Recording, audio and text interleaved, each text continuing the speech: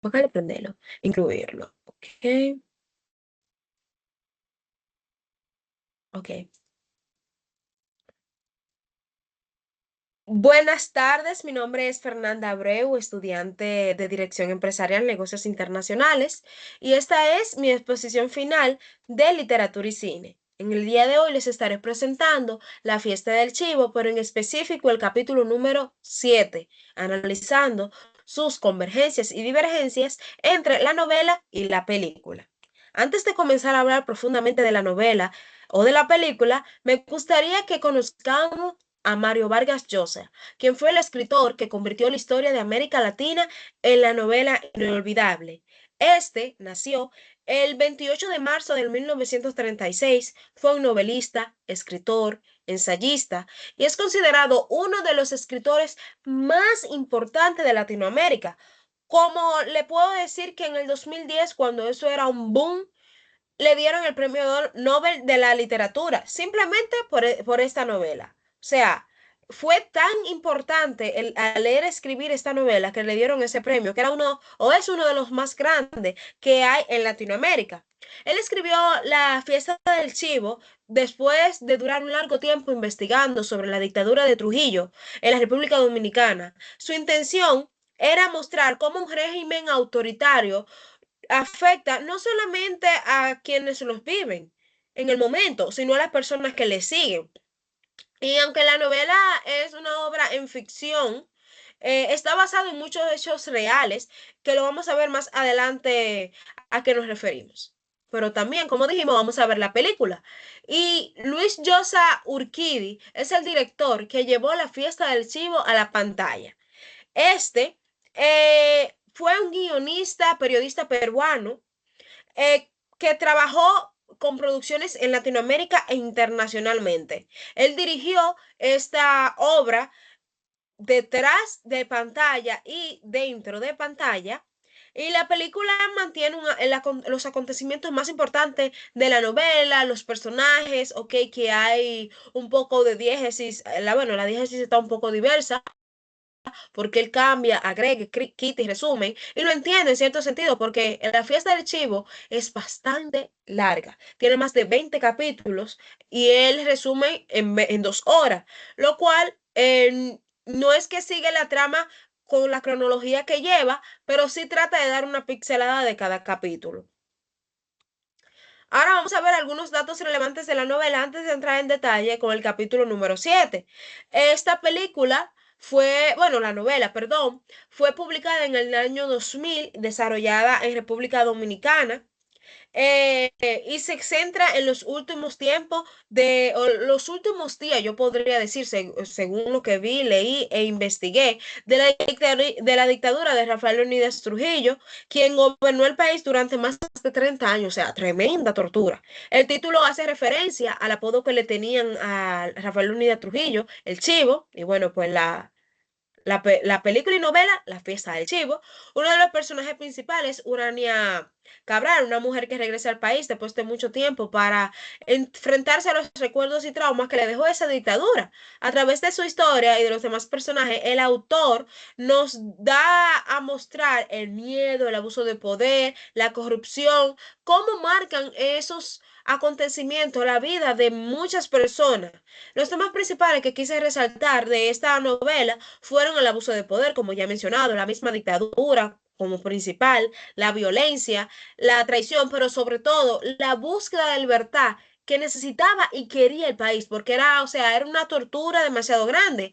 Y más que contar esta historia, este no busca solamente que veamos la dictadura, sino cómo puede dejar heridas profundas a través de los años en muchas personas, porque quizás eso hace mucho tiempo, pero hoy en día no solamente lo podemos ver en el ámbito político, hay muchos aspectos que hay muchas personas que tienen ese tipo de dictadura, que no pueden mirar para el lado porque ya lo están mirando, que no pueden actuar solo porque lo están observando. Entonces, esta historia me hace reflexionar y me hace ver mi entorno, a ver qué está pasando en mi vida, en la vida de los demás, y saber si esto quizá puede ser una dictadura y que uno no se haya dado cuenta. Bien, como ya vamos a entrar en lo que nos toca, el resumen del capítulo número 7. He puesto aquí 4 puntos que entiendo que son los que desarrollan este capítulo. Y bueno, yo voy a ir desarrollando y conectando. Y vemos, en el capítulo, vemos cómo Urania visita a su padre, Agustín Cabral, quien quedó incapacitado después de un derrame cerebral que le dio. Como él casi no puede hablar, Urania aprovechó ese momento para desahogarse y contarle todos sus traumas, ver cómo, dejarle saber cómo ella vivió esta temporada de Trujillo, que en realidad más que un conversatorio, porque el señor al tener este derrame no puede hablar, ella lo usó como un monólogo. Se narra en el capítulo como un monólogo, ella desglosando todo lo que vivió, todo lo que vio, cómo la pasó, los traumas que le quedaron. Y uno de los aspectos que a mí me impresionó cuando leí el capítulo es cómo ella decía que muchos de su entorno, o bueno, los que estaban en el régimen decían que ese era el mejor momento del país, que estaba todo bajo control, que no había delincuencia. Sin embargo, era otra la cara del país. Era otra, y lo sabemos. El país estaba oprimido. Nadie podía salir a la calle porque podía estar en vigilancia. Tú no sabías quién te podía matar. Había mucho asesinato, mucha tortura, mucha desaparición. No existía la libertad, porque todo era comandado por el régimen de Trujillo. Después este capítulo se enfoca en Ramfi Trujillo, que era el hijo de Rafael Unidas Trujillo, donde ella contaba, o bueno, le contaba al papá, que muchas de sus amigas, podríamos llamarle, y ella misma lo tenían como un ídolo. Lo tenían en su perfil del teléfono, lo tenían con diferentes ropas, era un chico, lo tenían como un chico atractivo. Sin embargo, luego se dieron cuenta de que no era nada más era bonito, o nada más le parecía bonito, porque vieron la imagen real, que era violenta y abusiva. E incluso recuerda que su propio padre se asustó mucho cuando Humphrey mostró interés por Urania. Entonces, este hizo tantas cosas que llegó un momento que le quitó la paz a muchas familias. Por ejemplo, se menciona también la historia de Rosalía Perdomo, una joven que fue víctima de Ramfi y sus acompañantes. Este hecho, como ya mencioné, provocó una inseguridad, una incertidumbre mayor en toda la familia dominicana y dejó claro que el abuso de poder podía afectar a cualquier persona, incluso a quienes apoyaban el régimen. Porque aquí no se cumplía el la frase que dice, entre bomberos no se pisa la manguera. No, ellos no tenían que ver que si tú apoyabas a Trujillo, si tú eras parte del régimen, a ti no te iban a matar. Era por todo, por nada, se iban. Ahí no había equipo. Era todo directo. Más adelante, Urania habla sobre el destino que tuvo el hijo de Trujillo, que explica que Ramfi murió años después de un accidente. Radamés después terminó relacionando con el narcotráfico y desapareció en circunstancias violentas. Ella enseñó cómo era o bueno, narró cómo era su vida en los Estados Unidos, pero ella demuestra cómo la familia terminó tan en decadencia, o sea, eh, se pudrió la familia. Vamos a ver una ironía bastante obvia que hay más adelante, pero lo vamos a dejar más adelante. Ya para terminar el capítulo, Urania habla de su vida en Estados Unidos, aunque logró convertirse en una gran profesional exitosa, abogada, y pasó más de 30 años lejos de República Dominicana, decide regresar porque todavía carga con esas heridas que le dejó la dictadura y la relación con su padre no quedó bien. En este capítulo nos deja ver cómo las consecuencias de violencia de la dictadura no termina cuando el régimen se acaba, no, sigue más adelante, incluso con personas que no estaban en el momento. Imagínense con las personas que sí vivieron el momento. Entonces, básicamente eso es lo que trata el capítulo número 7. Ahora vamos a verlo en película. Un paréntesis. Luis hizo un resumen de todos los capítulos en la película, por lo cual mi capítulo y muchos otros no aparecen como que consecutivos. Yo traté de relacionar lo que trataba el, el capítulo en diferentes clips de la novela. Entonces, bueno, de la película. Vamos a verlo.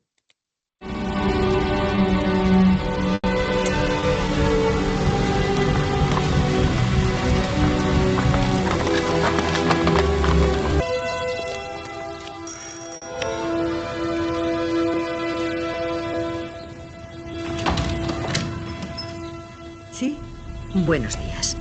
Soy Urania, la hija de don Agustín Cabral. Sí, por favor. Pase usted. Ha venido al cumpleaños de su padre. Va a ponerse tan contento. ¿Su cumpleaños? Ni lo recordaba. Ya sé que ha pasado mucho tiempo, señora Uranita, pero su padre no ha dejado de pensar en usted. ¿Cómo lo sabe? Yo le entiendo. ¿Dónde está? Oh, arriba.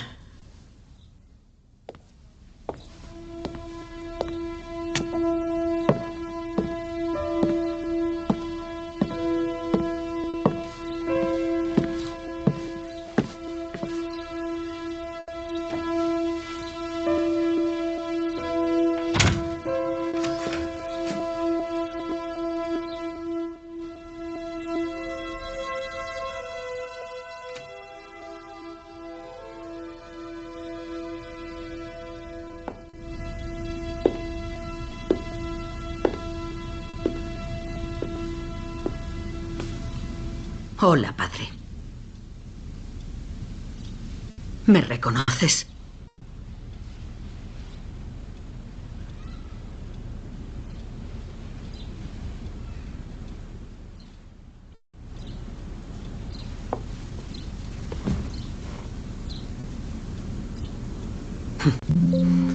...21 años imaginando este momento. Y ahora no sé qué decir. Ni siquiera sé si puedes oírme. Yo también soy abogado. Trabajo en Manhattan. No me he casado. No tengo hijos. Pero leo mucho. Igual que hacías tú. Casi siempre libros dominicanos. Todo lo que hay sobre la era Trujillo. ¿Qué menos? Pero los libros no me dicen lo que quiero saber. Eso solo me lo puedes decir tú. El doctor Agustín Cabral. El gran cerebro. Cerebrito.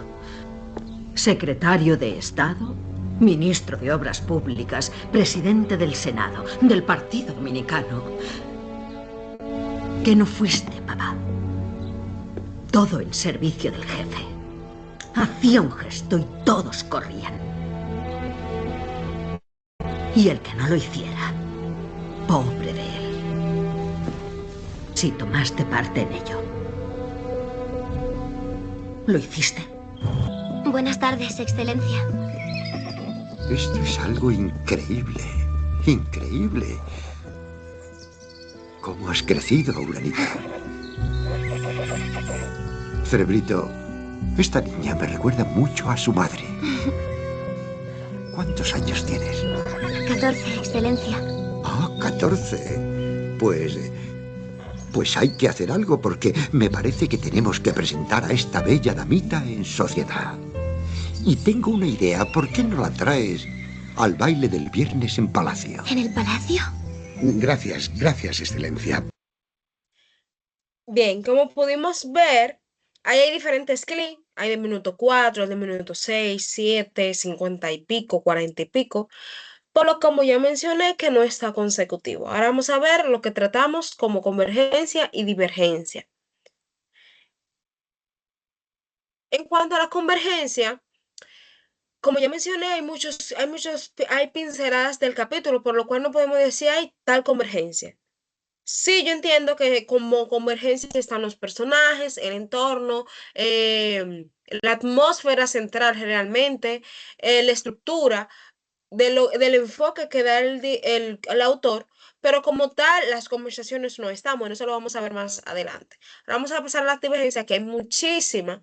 Yo he puesto 4. Una, dándole otra breve, es que la historia menciona como que el Señor no abre los ojos y como que asiente la cabeza nada más. Y aquí vemos como el Señor abre los ojos, mira y cosa. No habla, pero sí hace esos gestos cuando en la historia no lo menciona.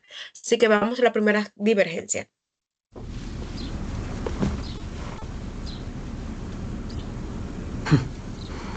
31 años imaginando este momento.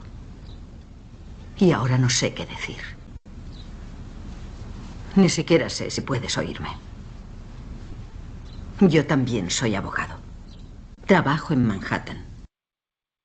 Ok, aquí podemos ver cómo ese retorno de Urania cuando es totalmente diferente, porque el capítulo número 7 empieza ella de que dándole papilla, batallando para que coma, que en una se le derrama un chorrito de agua y él logra comer un poquito y beber un poquito de agua. Sin embargo, mira aquí cómo empieza la trama. Y durante la película no se menciona a ella dándole comida ni mucho menos. El doctor Agustín Cabral. El gran cerebro. Cerebrito. Secretario de Estado, ministro de Obras Públicas, presidente del Senado, del Partido Dominicano. ¿Qué no fuiste, papá? Todo en servicio del jefe. Hacía un gesto y todos corrían. Bien, aquí podemos ver cómo Urania, la hija, trata de resaltar quién fue el padre. Yo traté de relacionarlo con este texto que dice que usted no tenía a nadie, que era una persona de juego. Ajá, eso fue lo más cercano que yo pude encontrar. Por eso lo relacioné y lo puse como divergencia. Es algo increíble, increíble. ¿Cómo has crecido, Uranita? Cerebrito, esta niña me recuerda mucho a su madre. ¿Cuántos años tienes? 14, Excelencia. Ah, 14. Pues hay que hacer algo porque me parece que tenemos que presentar a esta bella damita en sociedad. Y tengo una idea, ¿por qué no la traes al baile del viernes en Palacio? ¿En el palacio? Bien, aquí podemos ver, recordando la Feria de la Paz, donde ella lo menciona eso en su bueno, el monólogo, que ella cuando le está contando todo a su padre, y aquí se lo está presentando a la excelencia. Buenos días. Soy Urania, la hija de don Agustín Cabral. Sí, por favor, pase usted. Ha venido al cumpleaños de su padre. Va a ponerse tan contento. ¿Su cumpleaños? Ni lo recordaba. Bien, aquí vemos el diálogo con la enfermera, que es la que cuida al señor, donde ella en ningún momento tienen este tipo de conversación. Como dije, la entrada de la hija no es así, por lo que es tremenda divergencia y la puse como divergencia 4. Ahora vamos a ver el tipo de transposición de criterio cualitativo, la diégesis, como ya he mencionado. El director trata de mantener el mensaje, los personajes y algunos enfoques de la novela, sin embargo, hace al tener que reducir la película, o bueno, la novela, hace muchos cortes de acontecimientos, pero sí, realmente yo entiendo que es un 60-40, donde el 60 es que sí está aceptable con la novela y el 40 de diferencia, porque hay muchos, como mencioné, los diálogos son totalmente divergentes. Ahora con la intriga. En la intriga yo he hecho tres. Esta es la principal que me he centrado en la de Urania. Y más adelante, en la próxima diapositiva, vamos a ver cómo yo puse dos de Trujillo, en el ámbito de Trujillo, y el de los guardias, el de las personas que estaban creando la trama para asesinar a Trujillo. En la de Urania la intriga yo entiendo que fue cuando ella fue donde su padre a contarle la historia, recordando el abuso de la dictadura de Trujillo y el papel que desempeñó en el régimen. Mientras revive eso, provoca que Ramfi, Trujillo, y cómo, o sea, deja ver toda esa consecuencia que dejan en su vida. Entiendo que esa fue la intriga, la acción que ella hizo fue ir donde el padre. Ahora, las otras dos intrigas que tengo que la de Trujillo, que es mantener o conservar el control absoluto de la dictadura mientras que enfrenta el crecimiento de la nacional e internacional, y el grupo de hombres, que esta sería la otra, un grupo de hombres que organiza y ejecuta el atentado del asesinato de Trujillo con el propósito de terminar con la dictadura y recuperar la libertad del país. Viendo que esas son las tres intrigas que tiene la novela en general. Ahora vamos a pasar a los recursos literarios, donde vemos que tiene narrador omnisciente, es decir, que conoce a las personas, los sentimientos, los gestos, todo está en tercera persona. Un ejemplo es que él decía que Urania siente un dedo caliente, delgado y levantado en el mentón. Él lo sabe porque él sí, hipotéticamente siente lo que sienten los personajes. En la hipérbole se exagera la expresión todo lo malo del mundo para enfatizar el dolor y la gravedad de lo ocurrido. Y dice todo lo malo del mundo. Eleva la voz su padre asustándola, pues él jamás amonestó con ese índice apodístico sobre su cabeza. Nunca más. Óyeme bien, Uranita. La ironía es que qué irónico que Agustín Cabral, quien fue el hombre más poderoso, el más sobresaliente, la mano derecha, termina siendo anciano, enfermo e incapaz.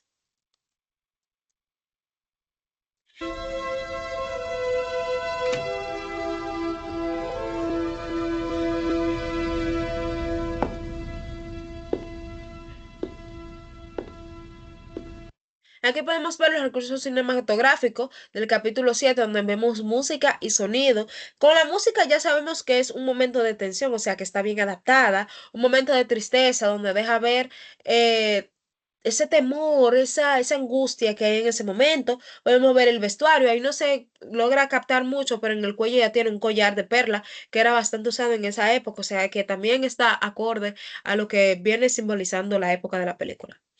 Los recursos que tenemos por aquí son la fotografía, o sea, el color, el era bien sobrio y apagado, y si nos trasladamos a ese tiempo era todo totalmente así, como que amarillento, colores opacos, para dar como, bueno, en ese tiempo no había tantos colores como en la actualidad, y por eso se salía así, o sea, pero esos colores representan a la época, y entiendo que en cuanto a eso están bien adaptados. Los planos, se utilizan muchos planos de cerca, de lejos, hacen close-up con las conversaciones, cuando uno habla lo enfocan, cuando el otro también, o lo enfocan hacia los personajes de lejos, a los dos hablando. Entonces entiendo que han hecho buen trabajo. Vamos a ver la característica comparada de los personajes principales, donde tenemos primero a Urania Cabral. En la dimensión física es una mujer adulta, elegante, de presencia seria y cuidada.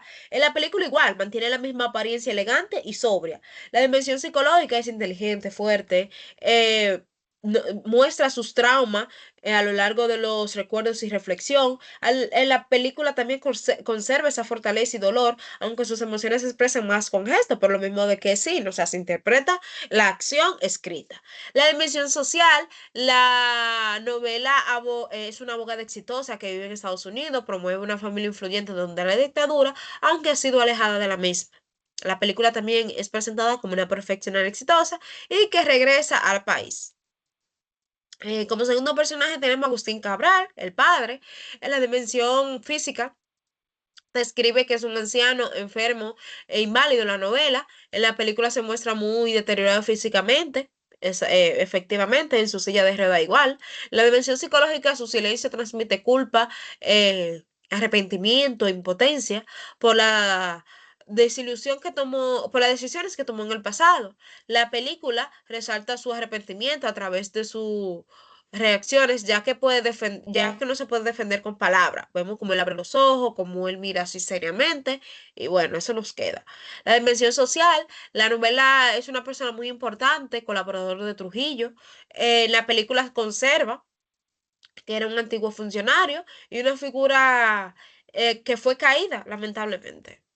Siguiendo de Rafael Leónidas Trujillo, el protagonista, básicamente, hombre de presencia imponente, necio, podríamos decir en el buen dominicano. La película, perdón, enfatiza su buen porte, siempre vestido de militar y una mirada intimidante en el ámbito psicológico. La novela nos muestra una persona manipuladora, orgullosa, obsesionada con el poder y la obediencia. Y la película mantiene el carácter dinámico, cruel, manipulador. La dimensión social en la película El Dictador es máxima autoridad del país y en la película continúa siendo esa figura líder del poder y la influencia. El tipo de final, yo considero que es sin desenlace. Me explico. El cuenta o comienza a contar esta historia de cuando la hija comienza a desglosarle al padre todo lo que vivió, comienza a hacer las historias de Ramfi, de Trujillo.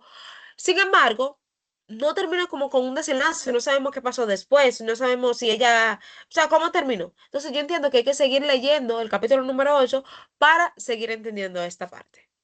O sea, que por eso lo puse sin desenlace. La conclusión. La principal conclusión del capítulo número 7 es que las consecuencias de una dictadura no terminan por la caída del régimen. El miedo, la culpa y el dolor permanecen en las personas durante muchos años y durante esta historia lo hemos podido ver. A través del encuentro, Urania y su padre, Mario Vargas Llosa, muestran cómo las decisiones tomadas durante el gobierno autoritario puede destruir familias, romper relaciones y dejar heridas emocionales y difíciles de superar. Esto me deja a mí como reflexión realmente, de que yo debo de pensar antes de actuar, que no cualquier decisión está bien tomada, que debo de pensar en las consecuencias que me puede traer. Es bueno no pensar en lo negativo, pero en cuando se trata de una decisión fuerte, una decisión que abarca a muchas personas, hay que saber hacer las cosas, pensar en lo negativo que puede pasar. Porque si quizás él no se hubiese dejado llevar tanto de Trujillo, la historia fuera otra, o quizás, bueno, al final la historia podía ser otra, pero entonces me queda así como reflexión a lo largo de la fiesta del chivo, reflexionar sobre lo que hago, sobre lo que voy a decir y sobre cómo voy a actuar. Yo entiendo que el mensaje del autor, más que todo, busca no hacer ver las consecuencias de la novela, del abuso, de cómo Trujillo controlaba el país, porque a través de esta obra él demuestra que una dictadura no solo limita la libertad de expresión o los derechos del ciudadano, sino que también transforma la vida cotidiana de toda la sociedad, porque vemos como Urania se fue del país por lo frustrada que estaba.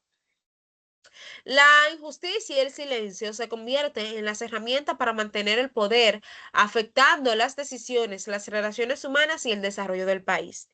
Mario Vargas Llosa quiere mostrar que la dictadura destruye la libertad, la dignidad humana y la vida de las personas. Hay que recordar ese paso esencial para evitar volver a repetirlo. Mario utiliza el reencuentro entre Urania y su padre para mostrar que el pasado nunca desaparece. El autor transmite que solo enfrentando la verdad y aprendiendo de la misma, es decir, no dejando una historia tachada, no dejando pasado oculto, no quedándonos con resentimiento, no quedándonos con rencor. Porque si nos quedamos con esto, no podemos tener una sociedad o un entorno justo y libre.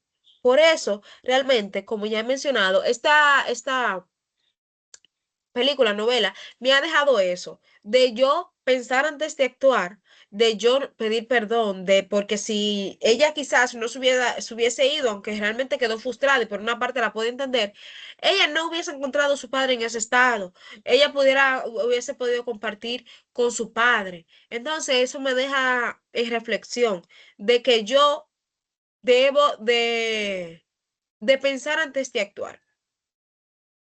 Estas son las preguntas para el público. Aquí he dejado 3. Y esa es en mi bibliografía, el link del video de YouTube.